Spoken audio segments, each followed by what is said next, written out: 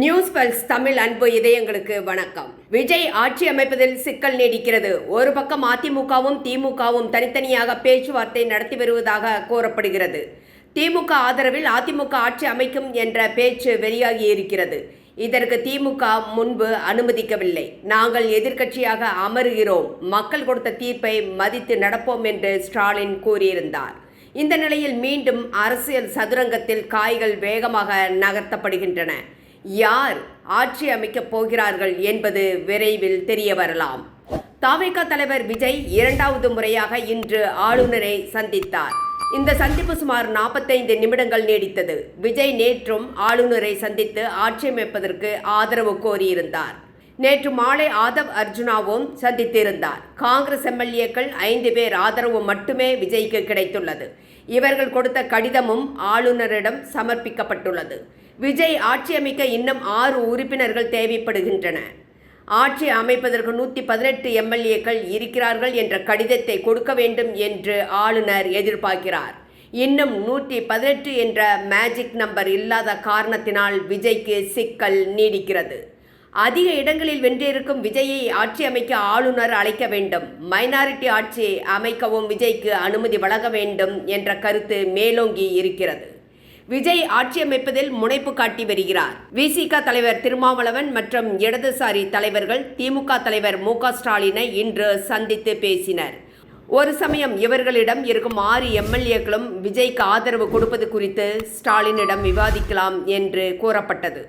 ஆளுநரை சந்தித்த பின்னர் திருமாவளவன் தனியார் சேனல் ஒன்றுக்கு அளித்த பேட்டியில் விஜய்க்கு ஆதரவு கொடுப்பது குறித்து நாங்கள் நாளை முடிவு எடுப்போம் என்று திருமாவளவன் கூறியிருக்கிறார்.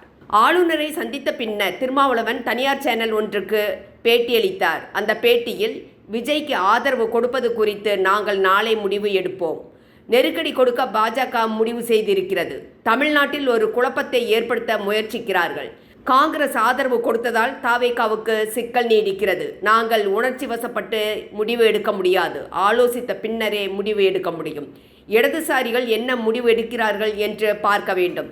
திமுக அதிமுக இணைந்து செயல்படுவது குறித்த செய்திக்கு ஆதாரம் இல்லை. தமிழ்நாட்டில் குடியரசுத் தலைவர் ஆட்சியை கொண்டு வருவதற்கு பாஜக முயற்சிக்கிறதா என்ற சந்தேகம் எழுந்துள்ளது என்று திருமா கூறியிருக்கிறார். எந்த வகையிலும் விஜய் ஆட்சி அமைய தடையாக இருக்க மாட்டோம் என்று ஸ்டாலின் கூறியிருக்கிறார். சட்டமன்றத்தில் நிரூபிக்க வேண்டியது விஜயின் கடமை. இல்லையென்றால் குறைந்தது சில நாட்கள் கொடுக்க வேண்டும். அழுத்தம் கொடுப்பது நல்லதல்ல. விஜய்க்கு மக்கள் ஆதரவு கொடுத்துள்ளனர். பெரும்பான்மை நிரூபிக்க வேண்டியது அவரது கடமை. தற்போது விஜய் டெல்லி மற்றும் தமிழகத்தைச் சேர்ந்த உச்சநீதிமன்ற மூத்த வழக்கறிஞர்கள் மற்றும் காங்கிரஸ் கட்சியின் சட்ட நிபுணர்களுடன் அவசர ஆலோசனை நடத்தியுள்ளார். தவிக எம்எல்ஏக்களுடன் தனிப்பட்ட முறையில் செங்கோட்டையன் பேச்சுவார்த்தை நடத்தி வருகிறார். இப்படி திருசங்கு நிலையில் தமிழ்நாட்டின் நிலைமை சென்று கொண்டுள்ளது.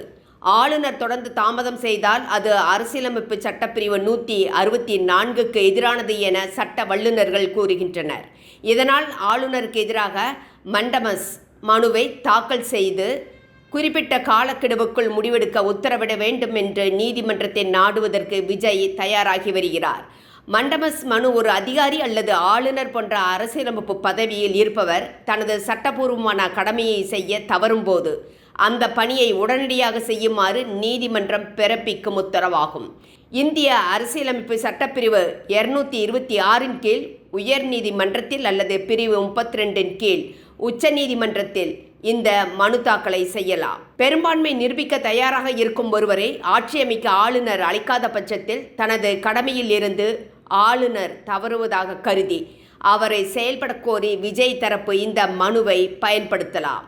நண்பர்களே, இன்னும் ஓரிரு நாட்களில் என்ன நடக்க இருக்கிறது என்பது நமக்கு தெரிந்துவிடும். உங்களது கருத்துக்களை எங்களுடன் பகிரவும். உங்களது ஆதரவு எங்களுக்கு மிகப்பெரிய ஊக்கமாக இருக்கும். எங்களது யூடியூப் சேனலை சப்ஸ்கிரைப் செய்யவும், லைக் செய்யவும், ஷேர் செய்யவும். நன்றி.